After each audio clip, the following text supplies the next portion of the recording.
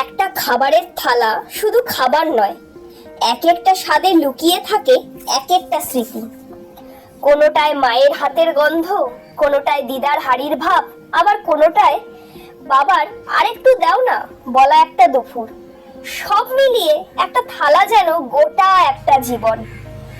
এক সময় ছিল যখন দুপুর মানেই সবাই একসাথে বসা, মেঝেতে পাতা আসন, গ্লাসে ঢালা জল, আর খাবারের মাঝখানে দিদা ঠাকুমার গল্প।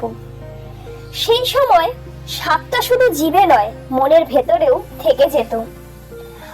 আজ অবশ্য অনেক সহজ সবই, অনেক গ্ল্যামারাস।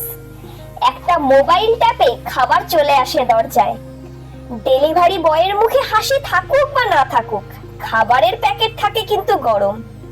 ভালো লাগে ঠিকই, কিন্তু কি যেন একটা মিসিং থাকে। খাবারের মাঝে সেই যত্ন, গল্প, প্রতীক্ষা থাকে কি? তবু মাঝে মাঝে মা যখন হঠাৎ নিজেই একটা থালি সাজিয়ে দেন, তখন বুঝি খাবার আসলে একটা ভাষা, যা কথা না বলেও বোঝাতে পারে তোমার কথা ভাবি, তোমার জন্য আছি।